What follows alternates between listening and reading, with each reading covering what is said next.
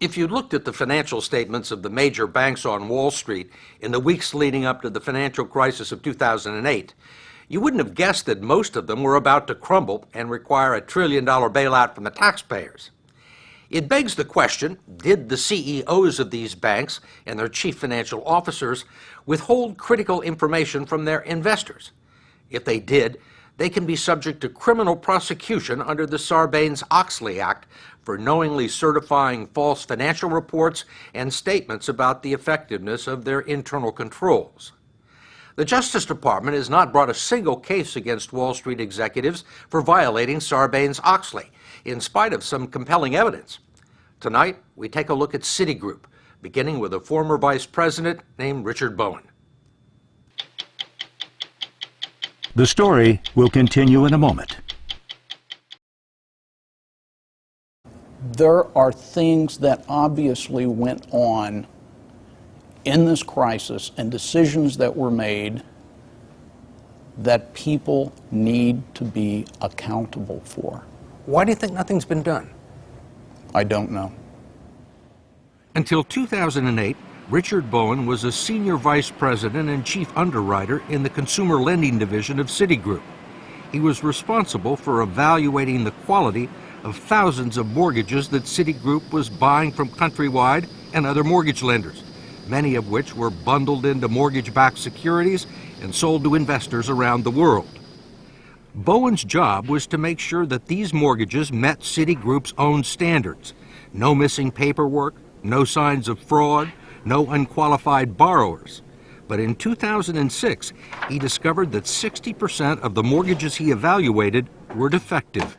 Were you surprised at the 60% figure? Yes. I was absolutely blown away. This cannot be happening. But it was. And you thought it was important that the people above you in management knew this? Yes, I did. You told people? Did everything I could from the way, in the way of email, weekly reports, meetings, presentations, individual conversations, yes. How high up in the company? My warnings, which were echoed by my manager, went to the highest levels of the consumer lending group. Bowen also asked for a formal investigation to be conducted by the division in charge of Citigroup's internal controls.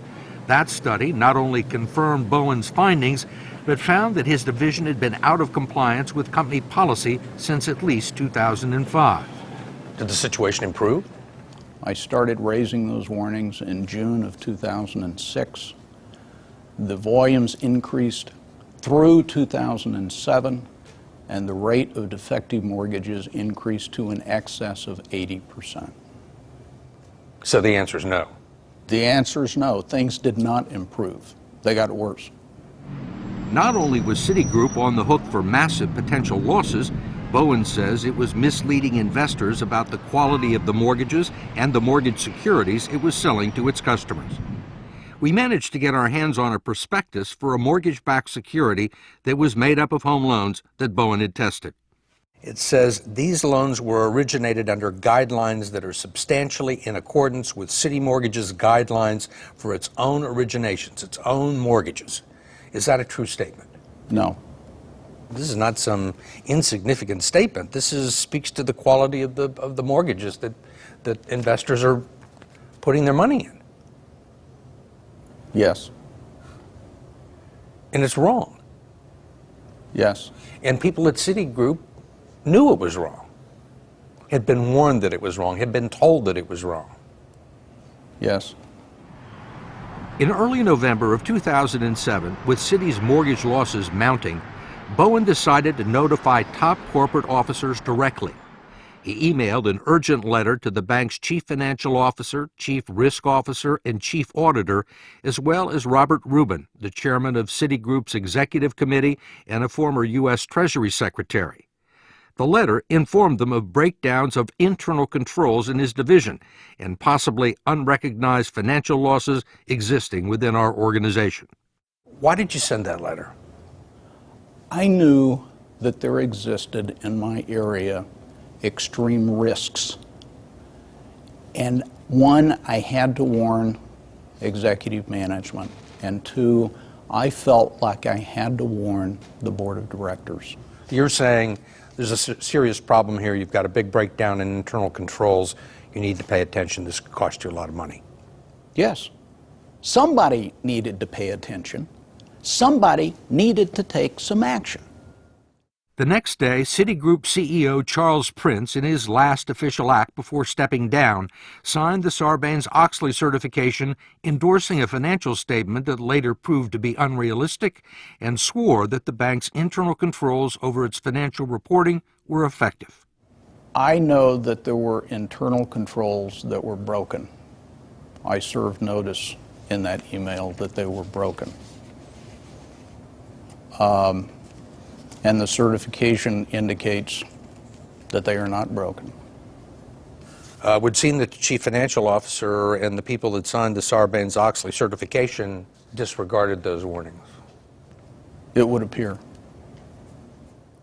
We received a letter from Citigroup saying that the bank had acted promptly to address Richard Bowen's concerns and that the issues he raised were limited to his division and had little bearing on the bank's overall financial health. Citigroup also told us that it did not retaliate against Bowen for sending the email, but not long after he sent it, Bowen's duties were radically changed.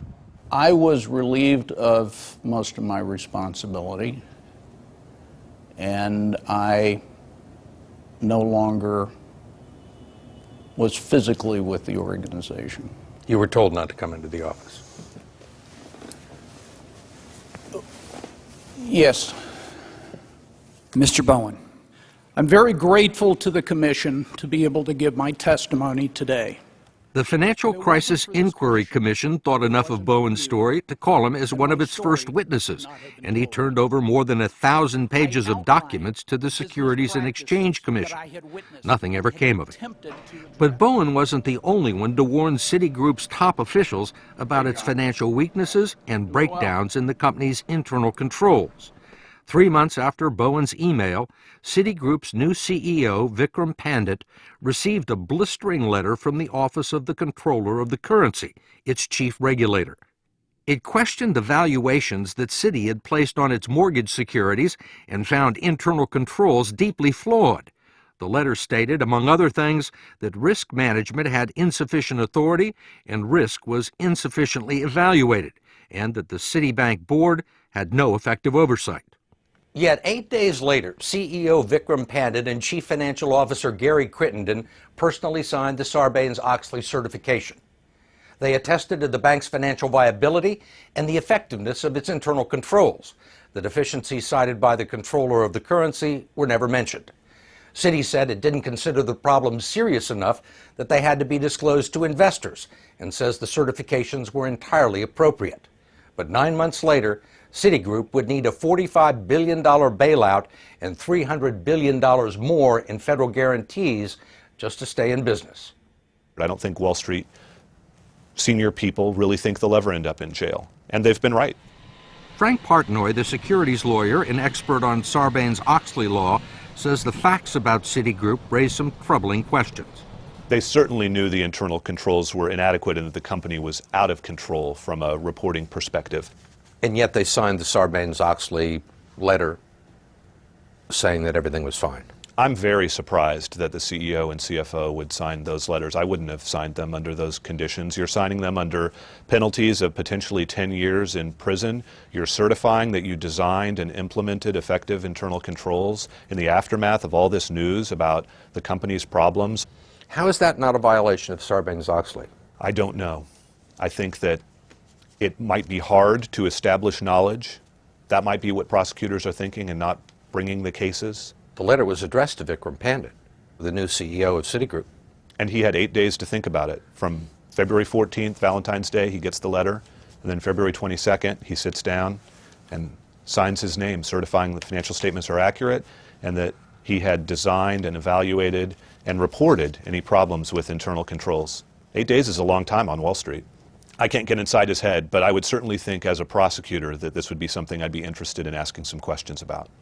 We wanted to know what Assistant Attorney General Lanny Brewer thought about that and why no prosecutions have been directed at Wall Street. We also wanted to know why Sarbanes-Oxley has not been used against big banks like Citigroup. You talk about Sarbanes-Oxley. We have to know that you intended, had the specific intent to make a false statement. They knew there was a problem. Not only had they been told that there was a problem by one of their chief underwriters, that the loans that they were buying were not what they claimed, and that the federal government, that the controller of the currency, didn't think their internal controls were adequate either. If a company is intentionally misrepresenting on its financial statements what it understands to be the financial condition of its company and makes very real representations that are false, we want to know about it and we're going to prosecute it. Do you have cases now that you think that will result in prosecution against major Wall Street banks? We have investigations going on. I won't predict how they're going to turn out. Has anybody at Treasury or the Federal Reserve or the White House come to you and said, look, we need to go easy on the banks, that there are collateral consequences if you bring prosecutions, that some of these organizations are still very fragile and we don't want to push them over the edge?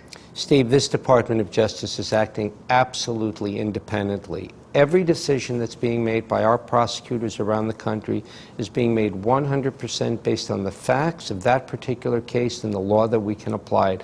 And there's been absolutely no interference whatsoever. The perception, I mean, it doesn't seem like you're trying. It doesn't seem like you're making an effort, that the Justice Department does not have the will to take on these big Wall Street banks. Steve, I get it. I find the excessive risk-taking to be offensive. I find the greed that was manifested by certain people to be very upsetting. But because I may have an emotional reaction and I may personally share the same frustration that American people all over the country are feeling, that in and of itself doesn't mean we bring a criminal case. If you had said 2 years ago that nobody was going to be prosecuted on Wall Street for the subprime mortgage scandal, I think people would think it's not possible.